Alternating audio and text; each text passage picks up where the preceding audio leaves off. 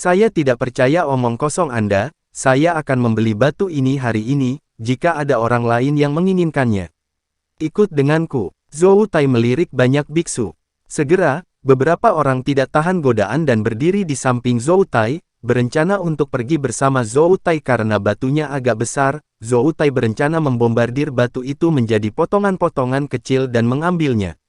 Bawa pergi batu ini. Di dalam batu ini, kekuatan spiritual meluap, itu jelas merupakan harta karun. Ayo tembak bersama dan hancurkan batu ini, lalu kita bisa membaginya secara merata. Seperti orang-orang pengecut itu, jangan pernah berpikir untuk mendapatkan sepotong, Zhou Tai berkata dengan mendengus dingin. Zhou Tai dan yang lainnya mulai mengumpulkan kekuatan, siap menyerang batu segel asli. Chen Ping memperingatkan, mari kita lihat jaraknya dulu, dan lihat segel bawah di bawah batu segel yang kasar. Apa yang dicetak? Chen Ping memimpin Jilianzan dan yang lainnya untuk menghindarinya, sebenarnya dia juga ingin tahu apa yang ada di bawah segel ini. Lakukan! Zhou Tai berteriak keras, dan beberapa biksu bertarung bersama. Kekuatan besar berayun dari hati semua orang, dan langsung menuju ke batu segel asli. Ledakan! Dengan suara keras, batu segel asli dibombardir dan dihancurkan, dan batu-batu yang berserakan menutupi tanah. Hanya saja di bebatuan yang pecah ini, tidak ada lagi rune yang mengalir, dan tidak ada kekuatan spiritual yang meluap. Awalnya, ini semua mengandalkan formasi penyegelan, tetapi formasi pertama dipatahkan secara paksa, dan itu menjadi batu biasa. Melihat puing-puing di tanah, dan itu hanya batu biasa, Zhou Tai sedikit tercengang. Tiba-tiba terdengar suara keras lainnya, dan seluruh altar mulai runtuh, dan semua orang melompat dengan tergesa-gesa. Setelah altar runtuh, sebuah lubang di Caili muncul, yang tidak berdasar, dan dari lubang tersebut, semburan aura menakutkan terus menyebar. Saat ini, ekspresi semua orang menjadi tegang, dan sekarang mereka percaya bahwa batu ini memang batu yang tersegel. Segel batu aslinya, segel sesuatu di bawahnya. Banyak biksu memancarkan kesadaran spiritual dan merasakannya ke arah gua. Tiba-tiba, kumpulan kabut hitam muncul dari dalam gua, dan kemudian kabut hitam itu menyebar, bergerak menuju altar. Penggarap Zhou memulai serangan tanpa pandang bulu. Melihat ini, Zhou Tai dan yang lainnya hanya bisa mulai bertarung bersama dengan kabut hitam. Apa ini? Chen Ping dan yang lainnya jauh, dan belum ada kabut hitam. Roh jahat, ini adalah roh jahat.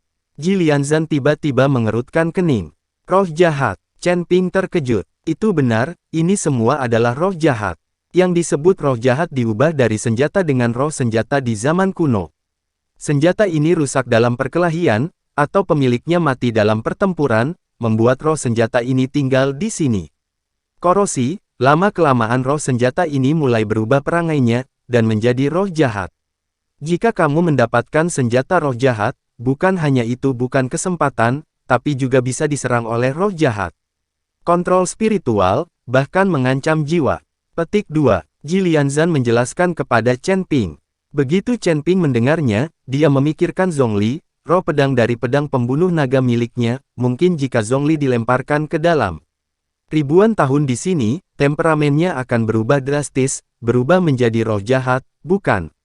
Mengapa menurutmu roh-roh jahat ini begitu gila sehingga mereka tampak tidak sadarkan diri?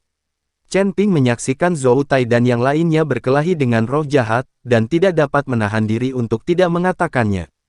Ya, banyak dari roh jahat ini rusak dan tidak lengkap, dan tidak memiliki kesadaran. Roh senjata sihir yang benar-benar utuh, bahkan setelah bertahun-tahun dihancurkan, tidak dapat menjadi roh jahat. Sebaliknya, mereka akan semakin mengeraskan diri. Hanya roh senjata yang rusak ini yang akan berevolusi menjadi roh jahat, dan roh jahat ini hanya akan membunuh.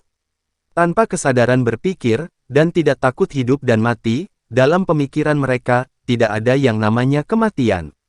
Jawab Jilianzan. Chen Ping benar ketika dia memikirkannya, roh-roh jahat ini awalnya adalah roh alat, mereka tidak memiliki apa yang disebut kehidupan fisik, jadi tentu saja mereka tidak akan takut hidup dan mati, dan tanpa berpikir, mereka akan melakukannya, jangan takut pada apapun.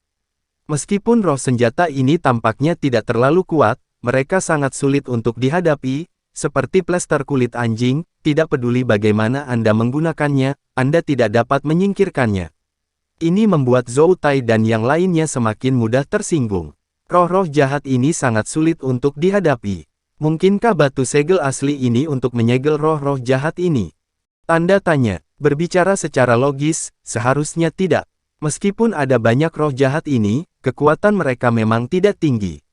Petik 2. Chen Ping sangat bingung, apakah batu segel asli ini digunakan untuk menyegel roh jahat ini? Tuan Chen, tidak peduli apakah batu segel asli ini digunakan untuk menyegel roh jahat, tapi sekarang kesempatan kita memang telah tiba. Jilianzan sedikit tersenyum. Nasib, kesempatan apa? Chen Ping penuh keraguan. Lihatlah tanah tempat mereka bertarung, Jilianzan menunjuk. Chen Ping melihat sekeliling dan menemukan bahwa di mana Zhou Tai dan yang lainnya bertarung dengan roh jahat, ada semua jenis senjata berserakan di tanah, seperti pisau, senapan, pedang, tombak, kapak, kait dan garpu, dan bahkan beberapa kepala. Jepit rambut dan cincin pada saat ini, Chen Ping sedikit bingung, barusan tidak ada apa-apa di tanah, mengapa ada begitu banyak hal yang tiba-tiba muncul sekarang? Master Sekte Ji, ini. Chen Ping bertanya dengan curiga.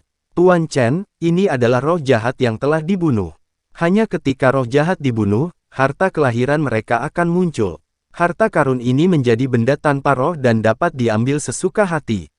Meskipun senjata magis ini rusak dalam perang kuno, mereka masih sangat berharga di sini. Ini semua adalah senjata sihir kuno. Dan semakin kuat roh jahat, semakin besar nilai harta karun itu. Mata Jilianzan bersinar terang. Chen Ping melirik Jilianzan, dia berbisnis, dan dia bisa menemukan peluang bisnis di mana-mana, berpikir untuk menghasilkan uang.